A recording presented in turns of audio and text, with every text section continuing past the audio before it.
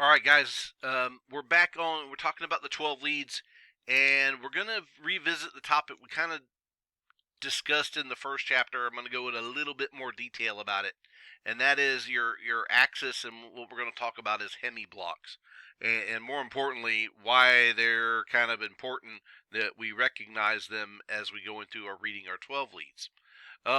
So let's take a good one here. So again, this is the one. If I were you, I would know this slide. Okay, I would definitely know without a doubt this part right here. I would know it intimate. Okay, and the reason that you're going to need to know that is because that's gonna give us some clues about where the angles of the heart are going, and it's going to be a real big indicator if we can actually tell whether or not it's ventricular tachycardia or not. Again, the normal pathway is this 60 degree, right? 59 degrees is our normal pathway. All right, we talked about this, and again, if you stop and think about this, let's look. What is it basically?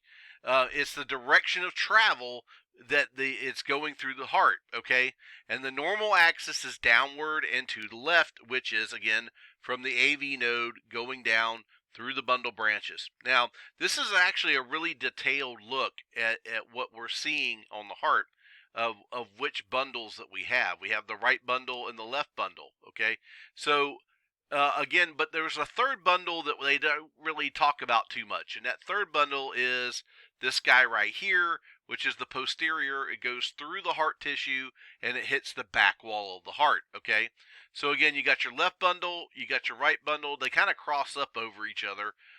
If you actually look at the inside interlay of them. Now, again, normal axis is this guy right here, lead 2, right?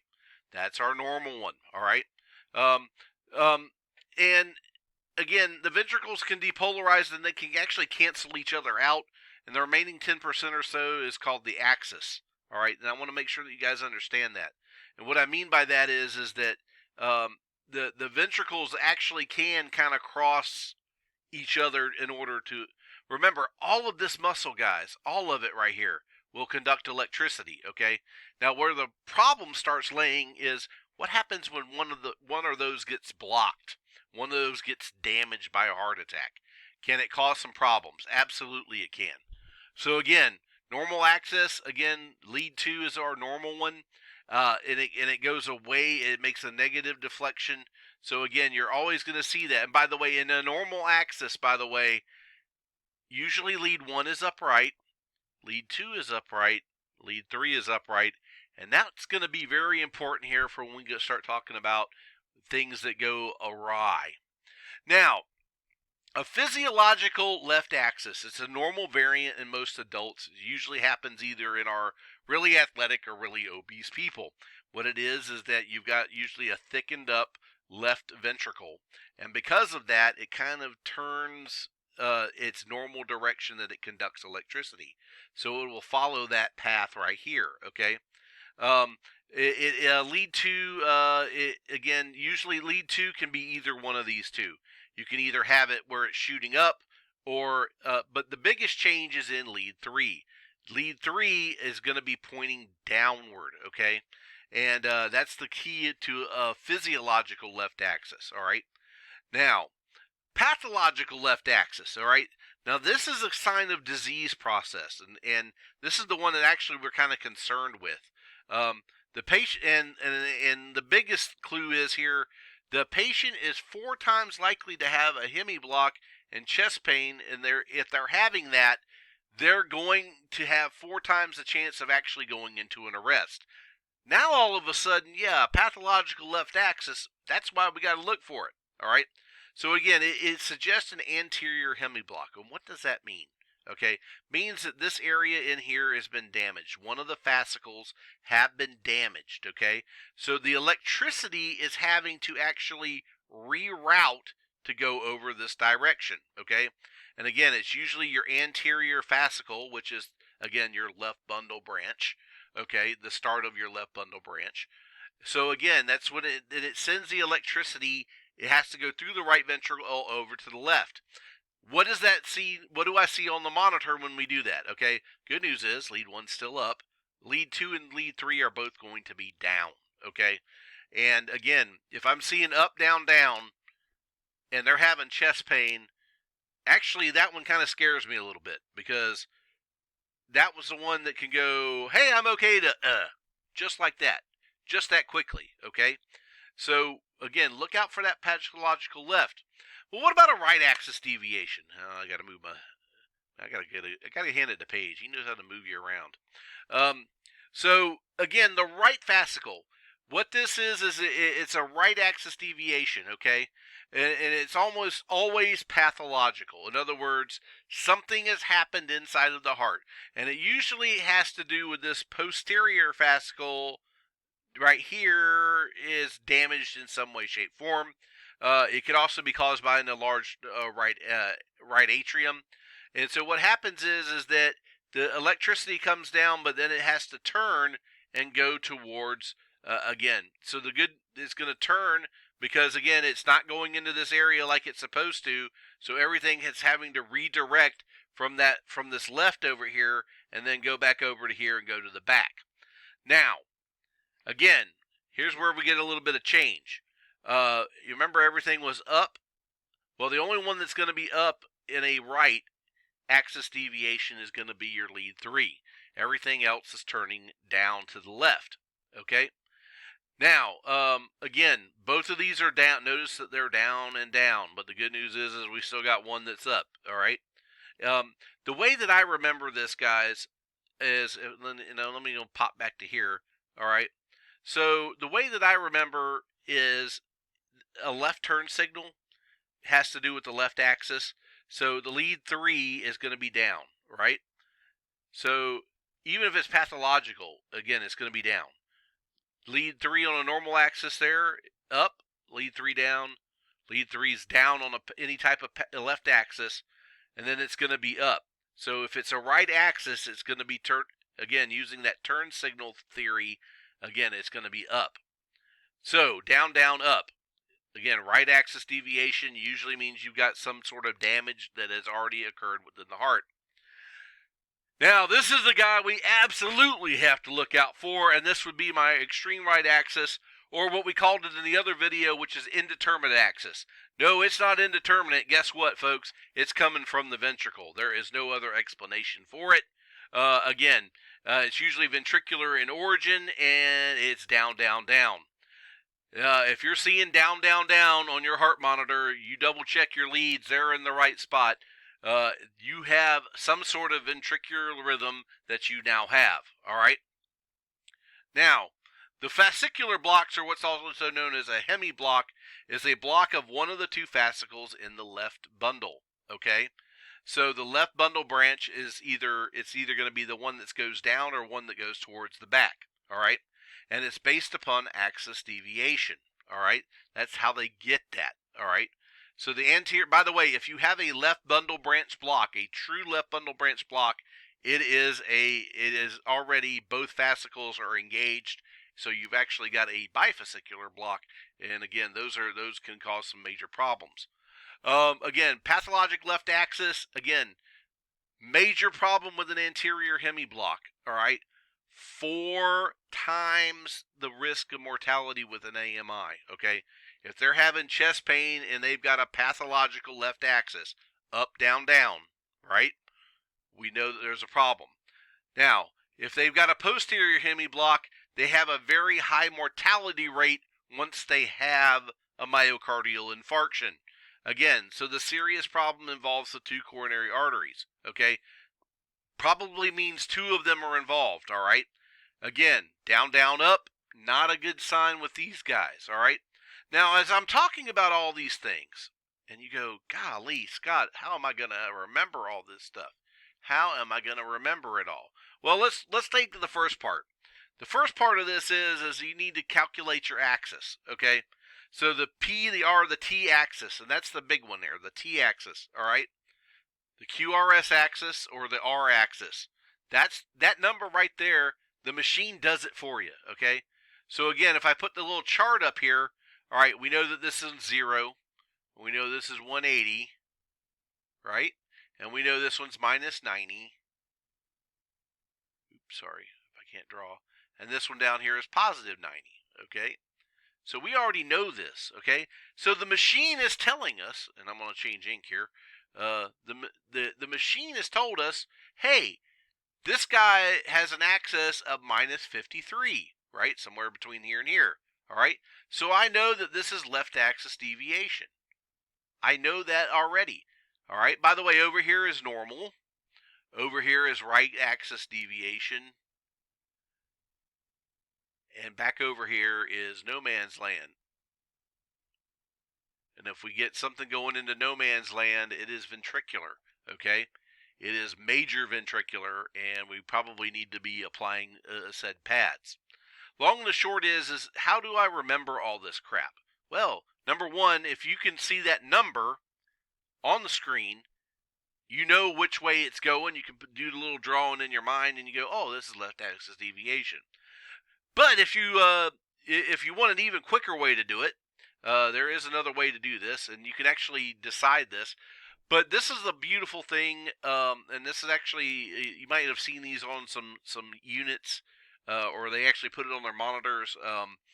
But the key thing I want you to remember about this, and man, I can't stress this one enough, knowing that they've got, you got to know that up, up, up is normal, okay? That is so very important. Up, up, up is normal, all right? If I can get the right ink color here. Sorry, guys. So up, up, up. Normal. Bingo. The other one I want you to definitely remember. Down, down, down. If you got up, up, up, or down, down, down, guess what, folks? Up, up, up is great. Down, down, down is super duper bad. And if you can remember the turn signals for lead 3, okay? If lead 3 is down, it's going to be a left axis. If lead 1 is down, lead 3 is up, it's going to be a right axis deviation, okay? By the way, so for right axis deviation, these guys here can be anything, all right? So again, do we really want to worry about that? Not really. So if you can keep a mind on, the only difference is the pathological versus the physiological left axis. Again, I would highly recommend you kind of know this chart, but I will also tell you right now, I always kept one of these charts in my truck. Because again, but the two I definitely always remembered was up, up, up is good, down, down, down is bad. And we're going to learn something a little bit later when we start talking about ventricular. We're going to also include V1 in there with a little rule that will definitely rule it out. So so we use the chart in the Hemiblocks, and let's take a little bit of practice here. So again, up, down, down. Oh, well, guess what? I go back to my chart here. Up, down, which could be up, down, down, right? And if I go back and I look at that, and I go, well, no, that's all 100% down here, okay? So up, down, down. So this is going to be a left, okay? A pathological left. So I look at this one, up, down, down. That's a left. Pathological left, right? Not a physiological left. So this one I'm worried about if they're having an AMI. They are 4 times as likely, to expire on you, to have a dysrhythmia. Normal axis, up, up, up. Yay, we're glad about that. Now, if you see all these crazy T-wave action, yeah, does that mean that the person's out of the woods? Nope. By the way, if I go back to here, and we talk about the pathological left here, notice that number right there. So if we did the pathological left here, usually 0 to 40 is okay, but over 40 is going to be pathological and not physiologic, okay? So again, on that chart, we're going to use the magic line of 40 here. From 0 to minus 40, we're okay. From minus 40 to minus 90, that's pathological. Now, again, normal axis, look at that. The 48 is a normal axis, right? Again, remember, draw your little thing out here, 90, 0, and this is all normal, so that's where that path was. Yay, we're happy about that. Now, the T-wave action here is kind of crazy. Let's see here. Pathological left. Oh, this is a physiological left. So kind of like halfway in between here. But again, look at this number. It's between 0 and minus 40. So again, this is physiological, not patho. Patho would be a lot higher up here. Okay? Who would have known your geometry class would come back to haunt you? Okay? Now, normal axis, right? Up, up, up. Yay, we're happy about that. And let's see here. Physiological left, up. We're not really sure, but going down. Okay? Physiologic left, up, up, kind of split, but going down on this last one. Okay? So again, not too bad. Minus 11. We're good with that. Pathological left, minus 75. Uh-oh. So that, again, if I look down here and I say, oh, minus 75, I'm probably going to be, if I don't even look at these, I go, yeah, up, down, down. Okay? Let's go back here, up, down, down. Pathological left. Again, another one, pathological left. Up, down, down. Right? Look at my number. It confirms my finding. All right? Ooh, how about some right axis deviation? Oh, snap. So, again, this one's down, up, up. Okay, well, as we all know, down, we don't like down. Okay? But again, go back to this number here. If I draw my little graph out, 106 would be 90. We got 180 right here. And, oh, look at this. It's actually turned right somewhere in that direction. Okay? So that's the pathway of it. Again, this guy right here is going to have, he's going to have almost always morbidity if he has the AMI. Okay? This is the one that's going to die on you without a doubt. Okay? So the greater chance of morbidity with that one. Okay? So, not good, by the way. Not good. Right axis deviation, not necessarily a great thing. All right, we got an anterior hemiblock. Again, up, down, down. Right? Look at here. Again, usually caused by the pathological left. I know all of y'all are going to probably have some jokes about that one. So, all right. So the normal axis. Again, hey, we're happy with that, right? Physiologic left, we're actually good. Let's go forward a little bit. Physiologic left, physiologic left. We got an anterior hemiblock with this guy. Yay, not good. Again, remember, pathological left is usually your anterior hemiblocks. Okay? Oops. Let's go back to there. Now, this one is a posterior hemiblock. Again, posterior hemiblocks are caused, guys, and it causes right axis deviation. And if I use my pen, it would not work this way. There. Remember, guys, if we did the graph on this guy, again, 106, okay? Now, if you're looking at this, you're kind of looking at it going, man, it's kind of wide and kind of, wow, this could almost go for VTAC. Could almost, and that's the key word there, almost, all right? But we definitely have some significant findings. But again, we're down, up, up. Down, up, up is, again, not too necessarily bad, all right? But again, you got that posterior fascicle, so that heart muscle, it's having to go all the way around in order to get back over to that right ventricle. Hey, look at that. That's the way it's turning.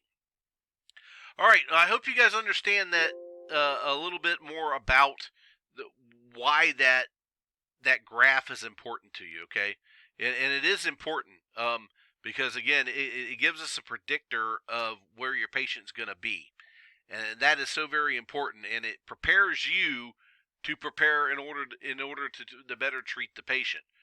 It's good, don't make much difference. Yeah, well, it does make a big difference, actually. If you're better prepared and you know what you're looking for, you go, oh, yeah, up, up, up, we're okay. Down, down, down, uh-oh, we're in trouble, okay? So if you can remember just those two things, the pathological, physiological left, not too hard to remember. Remember, use that turn signal method with lead 3, and that's how we determine it, okay? I'll see you guys on the next one.